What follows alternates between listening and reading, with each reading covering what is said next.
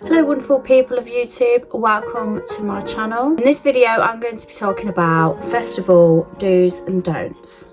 So you might be planning your first ever festival and you want to make it as brilliant and easy as possible, and you don't quite know what to expect or what to take or the best things to do, the easiest way around things. And in this video I'm just going to be telling you what you should do and what you shouldn't do. So without further ado, I'm going to start off with my first bit of advice. Do take plenty of food and alcohol. Alcohol and food is so expensive at festivals. Like, you're looking at about £9 for just like one cone of chips or something. It is ridiculous. So make sure you take as much food as you possibly can. You want to make sure that you take plenty of dry food, things that are going to give you energy, like protein bars or cereal bars, anything that's got high energy count, take it. With alcohol being expensive as well, you want to make sure you take plenty. You can liaise with your friends who you're going with. You can all like take different kinds of alcohol and kind of all share it. Now you might be lucky, you might be going to a festival that has an on-site shop. Creamfields last year and the year before had a co-op on site and it was brilliant, but as brilliant as it was, that was also expensive. So you are just best to take as much food and drink as possible. Another do is take plenty of baby wipe. Baby wipe washes are a godsend when there's no other way of having a wash. You want baby wipes to clean things. If you spill your drink in your tent, you're going to need a baby wipe. If you need to have a quick baby wipe wash, you're going to need baby wipes. To rub your makeup off after a long night of dancing and all that jazz, you're going to need a baby wipes. I took about 6 packs of baby wipes to my last festival and I used every single pack in 4 days. Just don't forget the baby wipes, they are a necessity.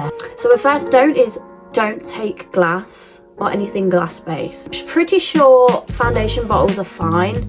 When I went last time, they didn't check that much. Like, if you hide your foundation bottle in your makeup bag and your makeup bag's right at the bottom of your bag, they're not going to be, you know, rummaging through it that much. Make sure though that if you do take any like vodka or spirits or anything like that, you take it in a plastic bottle. This could be in a water bottle or anything like that. The festival organisers may apply limits on how much spirit you can take. I think most of the time it's a litre of spirits or, you know, anything like that, and I think about 16 cans of beer or whatever. But just make sure it's in a plastic bottle, because if it's not, they're going to take it off you, they're going to smash it, they're going to put it in the wheelie bin on the way in, and you're going to be so disappointed. And just to add it in as well, don't take aerosols. Don't do it. If you need deodorant, take a roll-on deodorant or one of those like soapy bowl looking things. I've never used one of them, but I've always took roll-on deodorant. And my perfume, I've always got, like, you know, the body sprays that come in the plastic bottles. I've always took that. Another don't is don't padlock your tent.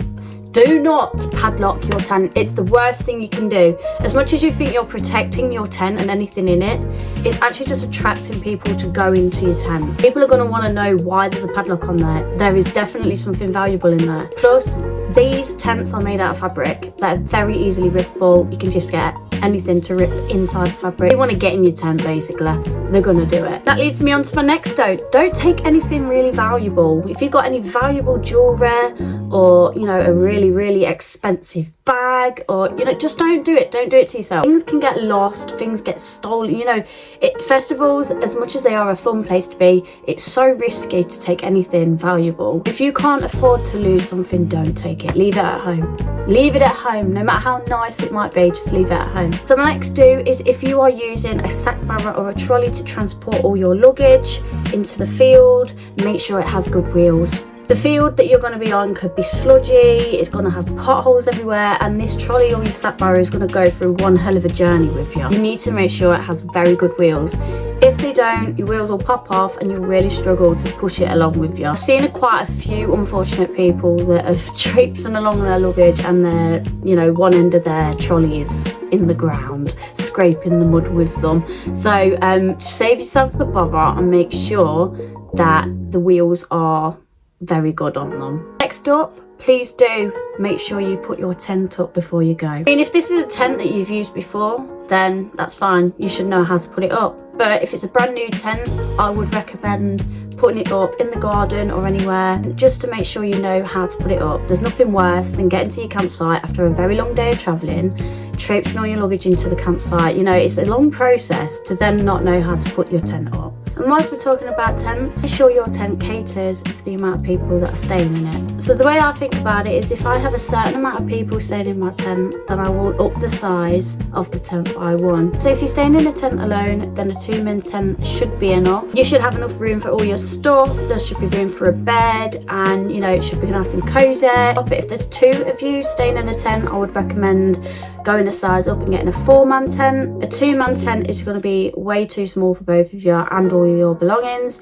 It just isn't going to be practical, and you'll be literally like this next to each other, and you don't want that. 2 people go in a 4-man tent, 4 people go in a 6-man tent, 6 people go in an 8-man tent, and so on. Always go bigger. Bigger is better. My next don't is, don't leave anything valuable in your tent, or anything that you can't afford to lose really, such as a purse, portable charger, ID, anything. Don't leave it in your tent. Always take it with you. Even if you're only going to the campsite toilets, just take it with you, because you know, if you're not there, anything can happen. Every time I go to a festival, I will keep my bum bag on me all times, and it will always have my purse in, my money, my ID, anything that is vital information about me will stay with me no matter where I go. Even if I'm sat around my camp, I was wearing it. Like, there was no way anyone was getting their hands on it. Make sure you have anything that's data based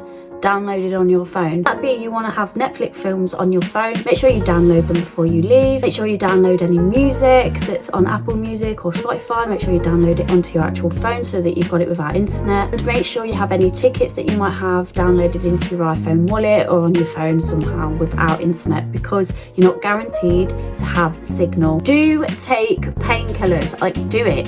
You're going to be on the lash for 4 days straight. You're going to feel so tired. You're going to be absolutely aching all over, and you might even have a hangover.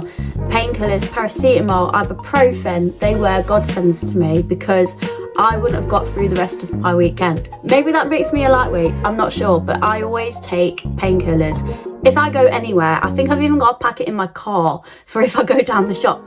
So just make sure you're kitted up on medicines. My last one is, make sure you keep your portable charger to yourself, because you've only got a certain amount of charge, and you wouldn't believe how many people don't take a portable charger, or they forget it, or their charge runs out. Don't let anyone know where your portable charger is, and if anyone asks to borrow it, just tell them it's flat.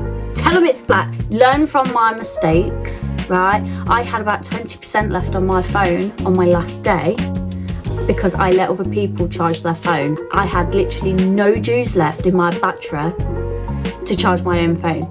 So since then, I've always kept it to myself, and that might be a bit selfish, but you know what it's like, you hand your charger over to somebody else and then they automatically think it's theirs, and they'll have it for as long as possible, and it's like, yeah, I want my charger back please. And last but not least, just have a really good time. You know, you're there to enjoy yourself, you're there to live in the moment, and don't fall out with people for no reason or stupid reasons. You know, live happy, just take care of yourself, and just have so much fun. Just don't worry about what anyone thinks.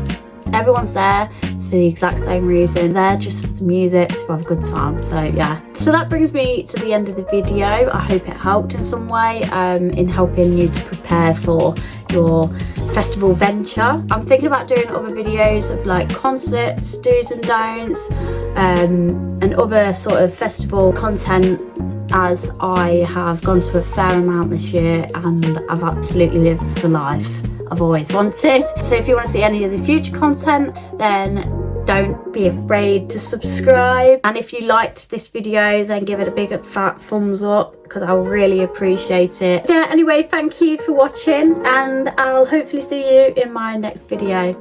See you later.